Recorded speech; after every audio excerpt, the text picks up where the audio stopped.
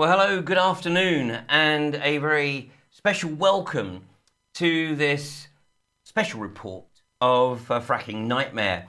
It's Thursday afternoon, August the 13th, 2015. And today we are quite possibly in the last days before the final veneer of democracy in the UK is removed. The reality is that the corporatocracy with which the population of the UK now reside under is becoming increasingly apparent to even those who wish to deny it. In fact, in the promotional graphic that I prepared for this programme this afternoon, it's very clearly spelling out the intention of the Tory government. The Tory government, of course, are simply the puppets of the global corporatists. And CaMORON and Osborne, obviously they've had 5 years to prepare for this, but they had a little bit of constraint because they were in a charade of a coalition. But now the shackles of the coalition are off and they have complete free rein to override all democratic process. Well, this morning I was forwarded this tweet, and I'm obviously not on the UK Prime Minister's tweet list, but this was forwarded to me, and it was from UK Prime Minister at number 10 Gov. What is #shale gas and why do we need it? Check out Dec's new video series for the facts. Well, I'm going to do something that the establishment and the industry will never do. I'm going to play you that video so that you can take a look at the facts for yourself. Now, this video is just 3 minutes and it features Professor Stevenson, who is a well-established industry puppet. You don't have to work too long to establish who provides much of his funding.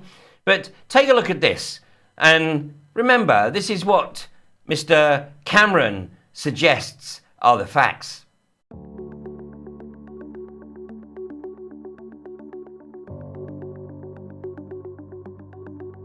Natural gas provides 1/3 of all the energy consumed in the UK.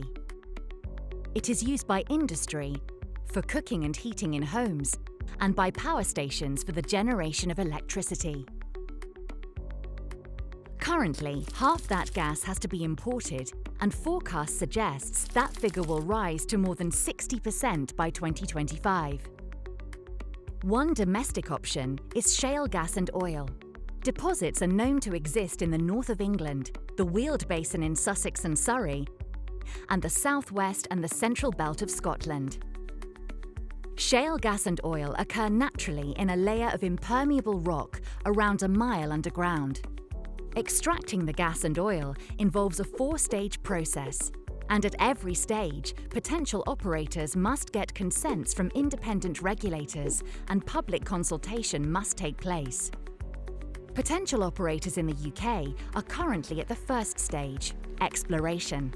Once companies have consent, they are allowed to explore supplies at approved sites to find out how much gas and oil could be extracted commercially. A typical exploration site starts with construction of a well pad. It may contain porta cabins for staff living quarters and offices, water and waste storage, and processing facilities. During drilling, there will also be a drilling rig. The entire site is around 1 to 2 hectares, the size of 1 to 2 football pitches. Operators use the process of hydraulic fracturing, also known as fracking, to help the extraction of the gas and oil supplies deep underground. Otherwise, operations are similar to other onshore oil and gas extraction. Well, fracking is a nickname, a shortened name for hydraulic fracturing. What you basically do is drill a hole into the shale, vertical for a while going down, and then it becomes horizontal, far below the surface. And you pump high pressure fluid, a mixture of water and some chemicals, into the shale, cracking the rock. These fractures are opened up by the high pressure. And what you do is you put tiny particles, usually sand, in these holes or these cracks, and that's known as proppant. And that sand keeps the cracks open so that the gas flows out of the cracks into the well. But of course, what first comes out isn't generally gas. It's the fluid that you've pumped down the well. Then the gas starts coming out. If exploration is successful, operators can then apply to begin the pre-production stage. During pre-production, more wells will be drilled on the same site, and more equipment, water and chemicals transferred to and from the site. Operators then apply for the next stage, production. During this stage, the oil is sent to a refinery and the gas can be connected to pipelines or tankered away. The final stage of the process is decommissioning. Operators make the wells safe for abandonment and must restore the site to its original condition.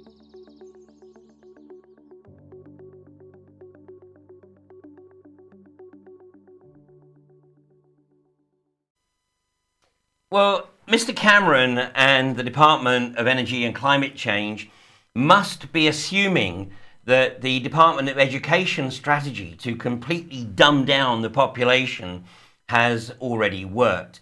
Because if the British government and the Department of Education and Climate Change and Professor Mike Stevenson think that that 3-minute video is going to have the entire population of the UK going, oh, so there's nothing to worry about after all.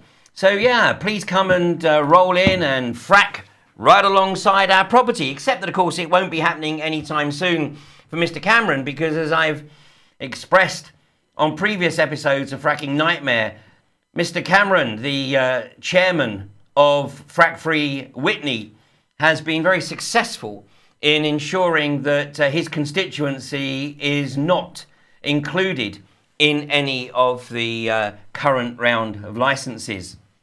So one must assume that Mr. Cameron, Amber Rudd, and their respective departments are living in an alternate reality if they believe that the population of the UK are simply going to roll over and allow the trucks to come into their communities and the drill bits to start drilling and creating the accompanying drama and trauma that goes along with it.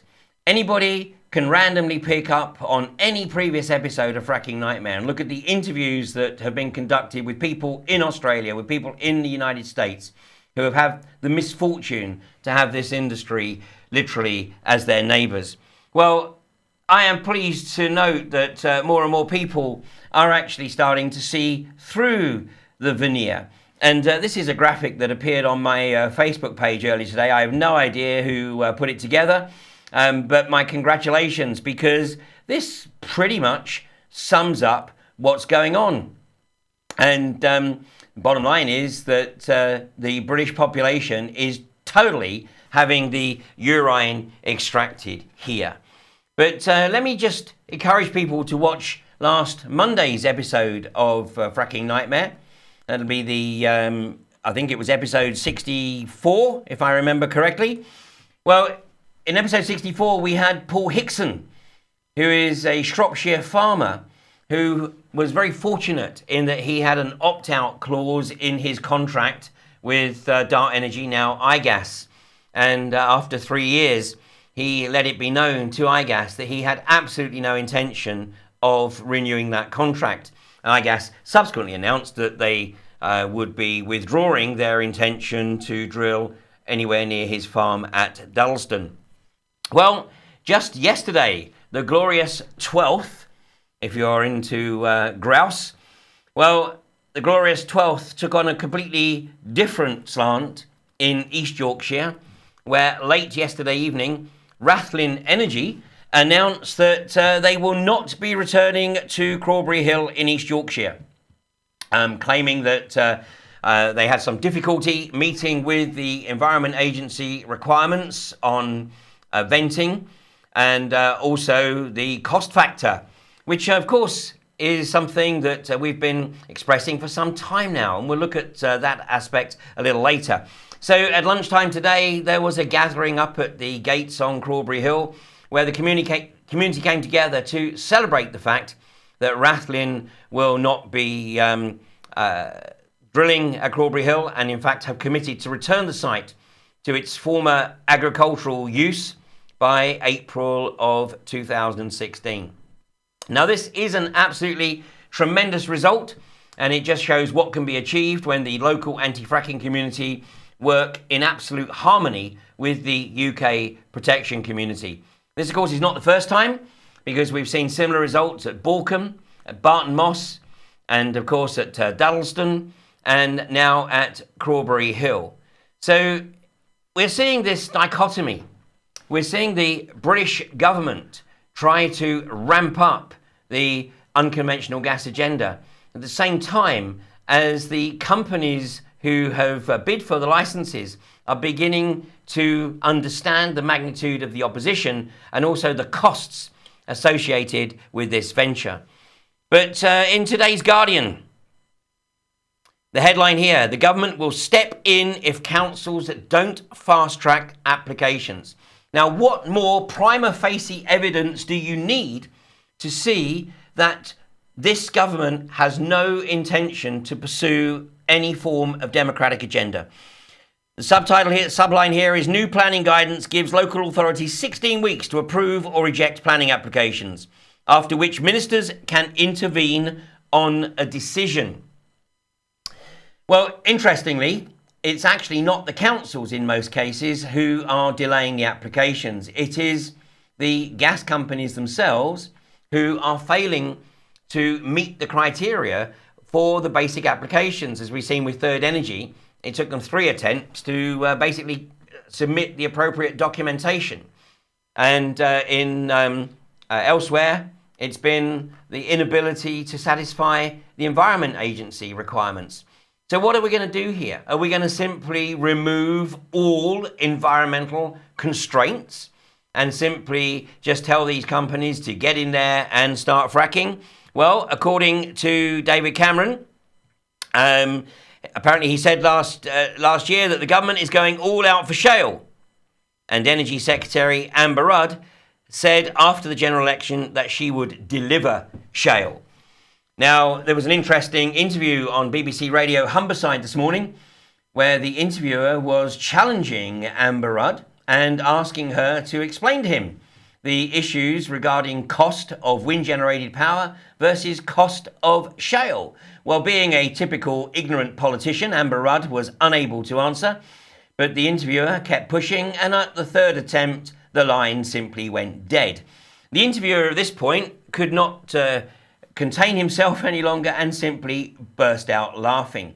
This is the magnitude of the arrogance that we're dealing with right now. So ministers will intervene on planning applications for controversial fracking operations if local authorities fail to act quickly enough. And that's the government announcement today. Going back to Amber Rudd in the Daily Mail, she says, I quite enjoy seeing wind farms. In fact, this is actually from May. This was an article from May, the 17th, in fact, of this year. She says, I quite enjoy seeing wind farms as she promises locals can veto turbines. She dismissed the idea that turbines are an eyesore, but she promises that the law will be changed to give communities control. But at the same time, subsidies for new wind farms will also be ended under Conservative plans. So let's see exactly what she said. She's insisted that she quite enjoys seeing onshore wind farms, dismissed the idea that turbines are an eyesore, as she set out plans for people to veto large wind farms where they live. So here is Amber Rudd stating that basically she's going to insist that local authorities have the opportunity to veto wind farms whilst removing any such veto when it comes to unconventional gas exploitation. So this is perhaps the most concerning article and also quite possibly the most insightful. This is from the Telegraph today. Fracking, new powers for ministers to bypass local councils. local communities may be stripped of the chance to decide on fracking in their area, though ministers insist they will remain involved in the process. Well, involved simply means that you get a letter through the post telling you what's happening. Local communities may be stripped of the chance to decide on fracking in their area under sweeping new rules, allowing ministers to bypass councils entirely. Under controversial plans to encourage the faltering fracking industry, Greg Clark, the Communities Secretary, in fact, I think he should be renamed the Shafting Communities Secretary, will now consider calling in any planning application for shale gas exploration as soon as it is submitted to a local authority. Mr. Clark would then decide on the application instead of the council under the new powers to fast-track fracking, which come into effect today. So there you have it. Democracy in this country is dead. And the Tory government are absolutely relying on Tory-held constituencies just literally rolling over. It's your government. You voted them into office. Well, something like maybe 40% of the country might have done. In fact, I think it was 37% of the country, wasn't it? So you have 37% of the UK population voting for this government, 63% not voting for this government one way or another, and now this government removing the last vestiges of democracy. So what are we, the collective we, going to do about it? Well, sadly, the vast majority are going to do nothing. And that is what David Cameron, Amber Rudd, and the unconventional gas industry are relying upon. But it doesn't have to be all the people in the country who react. A small percentage has achieved a hell of a lot in the past few years. That percentage is increasing at a phenomenal rate of knots. And I know just from texts and emails that I've received today that number is increasing. People who were sitting on the fence, people who were watching to see how this unfolded, are now saying enough. You know, we can see what is happening and we're not going to allow it to happen. Well, the 14th round, the first slice of the 95 licenses that are about to be approved are probably going to be announced later this evening. Probably about 9-10 o'clock tonight. The time will be deliberately chosen so that it's too late for any writer to pick up on it to get into tomorrow's press, possibly even too late to get into the Sunday press. And by Monday, they're hoping it's old news. But this has to be an issue that doesn't go away. As we've explored on previous episodes of Fracking Nightmare, what we're looking at is a situation where this country is going to have 1/3 of its total landmass licensed for unconventional gas exploitation literally within the next few weeks, and quite possibly something in the region of 1/4 of the country within the next few hours. So how much of this do we simply roll over? Well, Cameron, of course, is going to continue with his duplicity. If you think he's going to stop here, then sorry, but you've got another thing coming. Because if Cameron and Amber Rudd get away with this, then they will simply say, well, you know, hey, what's the point of having local authorities anyway? Because they didn't really argue, they didn't really object when we took away the power to determine whether or not the unconventional gas industry rolled into town. Clearly, they don't really care. So we might as well remove all of their power and simply make decisions at central government level. Think it's not coming? Think again, because that's exactly what happens in Australia right now. Once the state government takes a decision, there is no further methodology for opposing other than to literally stand in front of the trucks. Well, meanwhile, on the bright side, if that's the right way to look at it, the price of oil continues to fall. Earlier this afternoon, it was teetering just above $43 a barrel, which is well below the point at which unconventional gas exploitation is viable. Now, I know that a number of people have said, Ian, you always talk about gas not being viable, but you always show it in terms of the price of oil. Well, the reality is that the two are inextricably related, and it is the price of oil that drives the price of gas. But just to put it in perspective with natural gas prices, here it is. The point at which exploitation of unconventional gas is viable is around about $4 per million British thermal units, per million BTU. Right now, it's at under $3. So it's at least 25% short of where it needs to be viable. Now, this is based on costs of extracting unconventional gas in the US. And in fact, that's an average, because there are places where it is allegedly viable at around about $25 per barrel. But that's not the average by any stretch of the imagination. I mean, there are areas, particularly up in the Buchan in North Dakota, where it's $85 a barrel. And that's in the US. In the UK, the reality is that operational costs are higher.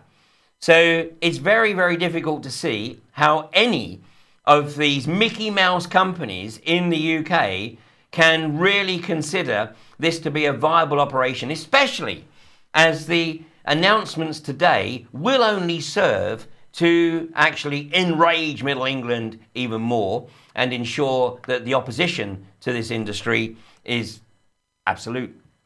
Well, obviously, there are some people who were punching the air at today's announcement. Obviously, investors in the unconventional gas industry will clutch at any straw they can get these days. And our old friend iGas, we saw the stock price jump up to just under 30 pence, 30 bucks, they wish, 30 pence, where it had been hovering sort of in the low 20s. All of this on the back of the fact that local authorities are going to be removed from the decision-making process. Here's the reality. The UK is a corporatocracy. Some of us have been talking about this for a number of years and have been dismissed or attempting to be dismissed as just rampant conspiracy theories. But take a look at the facts for yourself.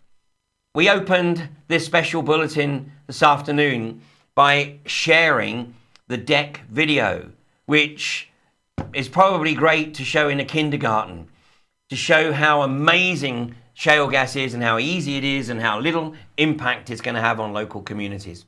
Like I said, you're never going to hear David Cameron, Amber Rudd, or anybody in government or the industry say, oh, take some time out, watch our videos, but also, watch Gaslands, watch Split Estate, watch Voices from the Gas Fields, and then make up your own mind. You're never going to hear them say that, because they know very well that any individual capable of independent thought is going to then do a little bit more research and realise that this is an abomination that has no place in this country or anywhere else, come to that.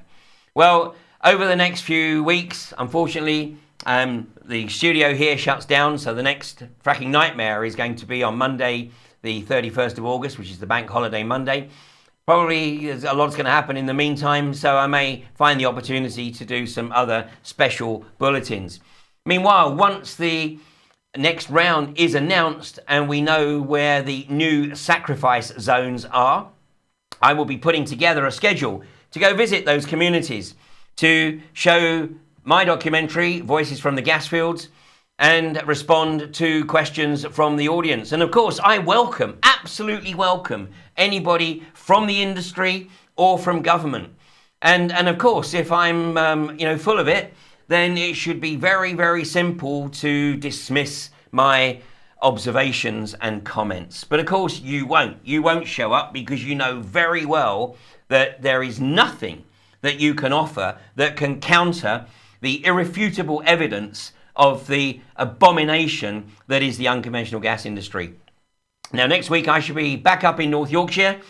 On Wednesday, I should be in Scarborough for a screening of Voices from the Gas Fields. That'll be in the library on Vernon Road in Scarborough. It's a 1-hour documentary. It's right up to date. We've even put some new additions in since the last screening to bring it right up to the current moment. And then there'll be a Q&A session afterwards. The following day, of course, I'll be at Helmsley where North York Moors Planning Committee will be considering once again Third Energy's application to drill a re-injection well on Ebbston Moor. A re-injection well just 13 miles to the east of Scarborough. So it's going to be a busy few weeks. There are 300 plus anti-fracking communities around the country. By the end of the year, I'm sure it will be a lot more. Many people will be participating in the process to raise awareness. We all reach out to very different audiences. Bear in mind that this is something that, this is an issue that doesn't discriminate between social standing or political views or even underlying philosophy. This impacts everyone in the community.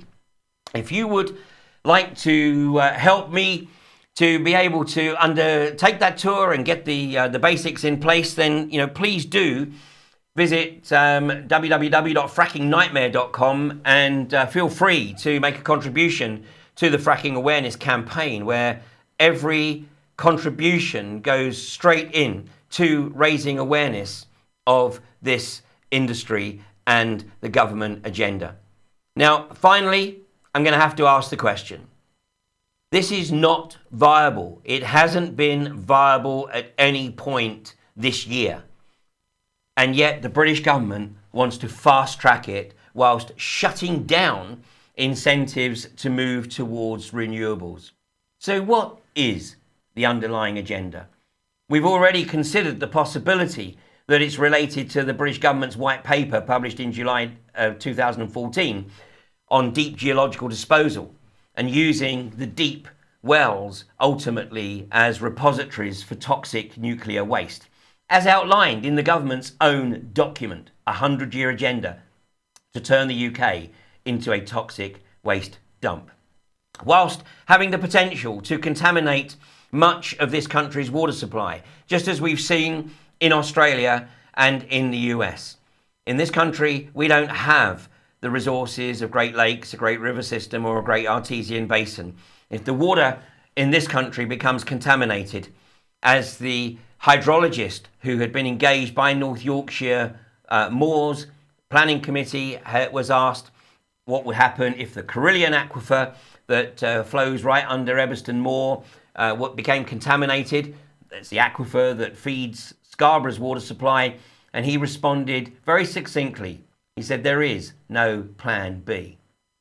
The government is riding roughshod over due process and all democracy. And it comes down to the fundamental question, what are we going to do about it? Enjoy your summer break. But when you come back, we've got a battle to fight.